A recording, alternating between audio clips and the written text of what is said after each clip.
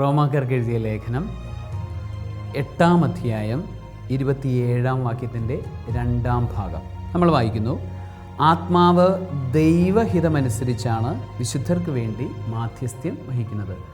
ആത്മാവ് ദൈവഹിതമനുസരിച്ചിട്ടാണ് വിശുദ്ധർക്ക് വേണ്ടി മാധ്യസ്ഥ്യം വഹിക്കുന്നത്.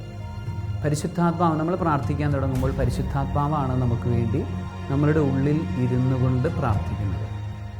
അല്ലെങ്കിൽ നമ്മൾ പ്രാർത്ഥിക്കാൻ തുടങ്ങുമ്പോൾ പരിശുദ്ധാത്മാവാണ് നമുക്ക് വേണ്ടി പ്രാർത്ഥിക്കാനായിട്ട് തുടങ്ങുന്നത്. ഇനി പരിശുദ്ധാത്മാവ് ഒരിക്കലും ദൈവഹിതത്തിനെതിരായിട്ടുള്ളൊരു പ്രാർത്ഥന നടത്തത്തില്ല. പരിശുദ്ധാത്മാവ് എപ്പോഴും ദൈവഹിതത്തിന് യോജിച്ച പ്രാർത്ഥനകളെ നടത്തും. നമ്മൾ വിദേശയാത്രയ്ക്ക് വേണ്ടി ഒരുങ്ങി അതിനുവേണ്ടി നിയോഗം വെച്ച് പ്രാർത്ഥിക്കുമ്പോൾ പരിശുദ്ധാത്മാവിൽ നിറഞ്ഞ പ്രാർത്ഥനയാണെങ്കിൽ നമ്മൾ വിദേശത്ത് പോയിരിക്കും. പരിശുദ്ധാത്മാവിൽ നിറഞ്ഞ പ്രാർത്ഥനയല്ല എങ്കിൽ ചിലപ്പോൾ നമ്മൾ വിദേശത്ത് പോകുമായിരിക്കും. പക്ഷേ അവിടെ പ്രയാസങ്ങൾ ദൈവഹിതം അനുസരിച്ചല്ലാതെ നമ്മൾ അവിടെ എത്തപ്പെട്ടതിൻ്റെ പ്രശ്നങ്ങളും പ്രയാസങ്ങളൊക്കെ പിന്നീട് നമ്മൾ തിരിച്ചവിടെ നിന്ന് പോരേണ്ട അവസ്ഥ ഉണ്ടാകും. പരിശുദ്ധാത്മാവിൽ നിറഞ്ഞ് പ്രാർത്ഥിച്ചു കഴിഞ്ഞാൽ നമുക്ക് പോകേണ്ടാത്ത സ്ഥലത്തേക്ക് പോകാൻ വേണ്ടി പ്രാർത്ഥിക്കാൻ സാധിക്കത്തില്ല. കൂട്ടുകൂടേണ്ടാത്തൊരു വ്യക്തിയുമായി കൂട്ടുകൂടാനായിട്ട് പരിശുദ്ധാത്മാവ് നമ്മളെ സഹായിക്കത്തില്ല.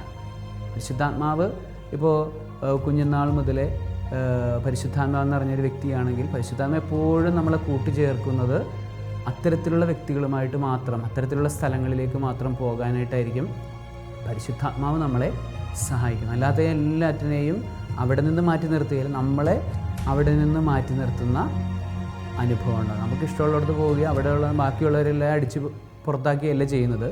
അത്തരത്തിലുള്ള സ്ഥലങ്ങളിലേക്ക് പോകാതിരിക്കാനും നമുക്ക് വേണ്ടി പറ്റിയുള്ള ദൈവഹിതം അനുസരിച്ചിട്ട് ഇപ്പോൾ നിവർത്തിതമായ സ്ഥലങ്ങളിലേക്കും വ്യക്തികളിലേക്കും ഒക്കെ കൊണ്ടുപോകാനൊക്കെ തമ്പുരാൻ പരിശുദ്ധാത്മാവ് നമ്മളെ സഹായിച്ചുകൊണ്ടിരിക്കും. ഇതാണ് പരിശുദ്ധാത്മാവ് നമുക്ക് വേണ്ടി മാധ്യസ്ഥ്യം വഹിക്കുന്നു, ദൈവത്തിൻ്റെ ഹിതമനുസരിച്ച് മാധ്യസ്ഥ്യം വഹിക്കുന്നു എന്ന് പറയുന്നതിൻ്റെ അർത്ഥം.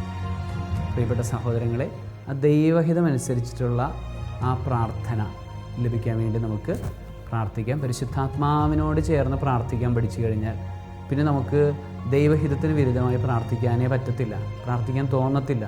നമ്മൾ പ്രാർത്ഥിക്കുന്നതെല്ലാം ദൈവഹിതത്തിനനുസരിച്ചായിരിക്കും എന്ന് മാത്രമല്ല, നമ്മൾ പ്രാർത്ഥിക്കുന്നതെല്ലാം നമുക്ക് ലഭിക്കുകയും ചെയ്യും. കാരണം നമ്മൾ ദൈവത്തിൻ്റെ ഹിതം അനുസരിച്ചിട്ടാണല്ലോ നമ്മൾ ചോദിക്കുന്നത്. ദൈവം അത് തരാൻ ആഗ്രഹിക്കുന്നു, നമ്മളത് ചോദിക്കുന്നു, അപ്പോൾ തന്നെ അതെടുത്ത് നമുക്ക് നൽകുന്നു. അതാണ് ദൈവം ചിലത് തരാൻ ആഗ്രഹിക്കുന്നില്ല, പക്ഷെ നമ്മൾ ചോദിക്കുന്നു. അപ്പോൾ ദൈവത്തിന് നമുക്കിടയിലുള്ള ആ ബന്ധം ഉലഞ്ഞു പോകുന്നു. ഒരു കരട് അവിടെ കയറി വരുന്നു. അപ്പം അതിന് പരിശുദ്ധാത്മാവ് അനുവദിക്കത്തില്ല. ദൈവഹിതം അനുസരിച്ചിട്ടുള്ളത് മാത്രം ചോദിക്കാൻ. അങ്ങനെ ദൈവത്തിൻ്റെ പ്രസാദം നമുക്ക് നിരന്തരം ലഭിക്കാൻ, ദൈവത്തിൻ്റെ മുഖപ്രസാദം നമ്മളുടെ മുന്നിലുണ്ടാകാൻ പരിശുദ്ധാത്മാവ് നമ്മളെ സഹായിക്കുന്നു. സർവശക്തനായ ദൈവം, പിതാവും പുത്രനും പരിശുദ്ധാത്മാവും ദൈവഹിതമനുസരിച്ചുള്ള പ്രാർത്ഥന കൊണ്ട്, ആത്മാവിനാൽ നിറഞ്ഞ പ്രാർത്ഥന കൊണ്ട് നിങ്ങളെല്ലാവരെയും അനുഗ്രഹിക്കുമാറാകട്ടെ. ആമേൻ.